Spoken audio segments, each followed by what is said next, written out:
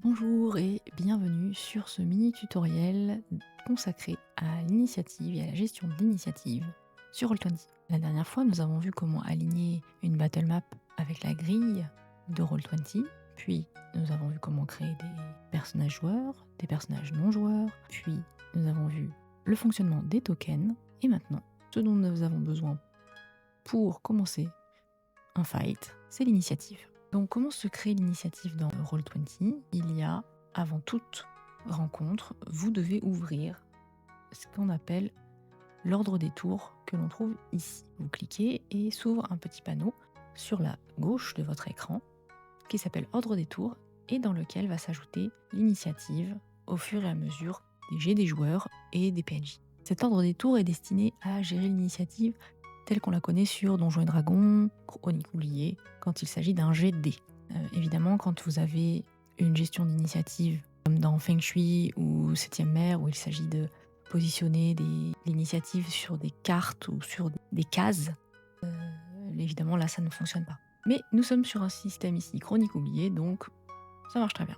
Donc, quand vous démarrez une bataille, la première chose à faire, c'est d'ouvrir cet ordre des tours. Puis vous allez pouvoir demander à vos joueurs de lancer l'initiative. Nous avions vu la dernière fois des raccourcis qui nous permettent de ne pas ouvrir la fiche grâce aux fonctionnalités des tokens. La voici.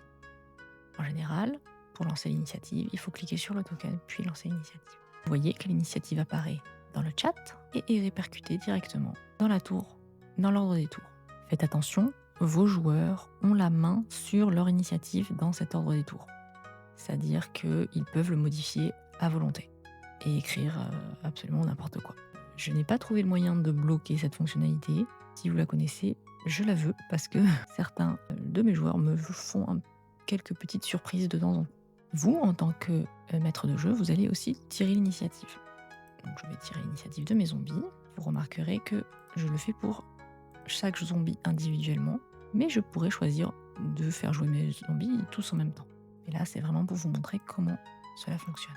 Voilà, j'ai tiré mon initiative. Vous voyez que, automatiquement, vous voyez qu'ils sont tous rangés ici, et automatiquement rangés par ordre croissant. Si ce n'est pas le cas, vous avez ici un bouton trier qui vous permet de réorganiser les initiatives en fonction de l'ordre que vous désirez. Bien. Maintenant, celui qui joue en premier, c'est celui qui est tout en haut. Comment savoir lequel c'est?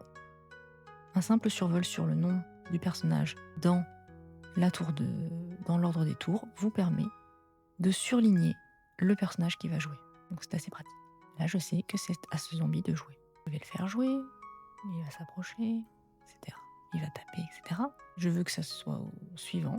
J'appuie simplement sur la flèche suivante. Ici, le tour se décale. Je sais que maintenant c'est à mon personnage de jouer, etc. Et les tours s'enchaînent comme ça. C'est assez simple, assez basique. Bien. Peut-on pimenter un peu cela? Peut-on y ajouter quelques fonctionnalités intéressantes? Par exemple, votre moine ici va infliger des dégâts d'hémorragie. Bon, ce n'est pas très pertinent avec un zombie, mais passons. C'est un exemple. Donc, va infliger des dégâts d'hémorragie qui vont durer dans le temps et qui vont durer 5 tours. Vous avez envie d'avoir tout sur les yeux? Eh bien, c'est complètement possible avec l'ordre des tours. Pour ce faire, vous cliquez sur la roue crantée en bas et apparaît cette fenêtre. Mais ne prenez pas peur, les deux seules choses qui nous intéressent, c'est les deux champs en bas. Nous avons dit hémorragie. Et là, ce qui est intéressant, c'est qu'on va pouvoir appliquer un calcul à chaque tour. C'est optionnel. Par exemple, je sais que mon hémorragie va durer 5 tours. Eh bien, j'ai envie d'avoir un décompte de mes tours. Donc ici, je vais mettre un -1. Ce qui fait qu'à chaque tour, on obtiendra un -1 sur le calcul. Je vais vous montrer. Et j'appuie sur ajouter ici. J'ai mon hémorragie qui est apparu ici. Je vais le mettre au niveau de mon personnage pour pouvoir y penser au moment où celui-ci va jouer. Et ici, rappelez-vous, j'ai dit 5 tours. Je vais mettre le chiffre 5 pour pouvoir m'en rappeler. Montrer. Le tour se passe, l'hémorragie a été décomptée et le calcul a été effectué.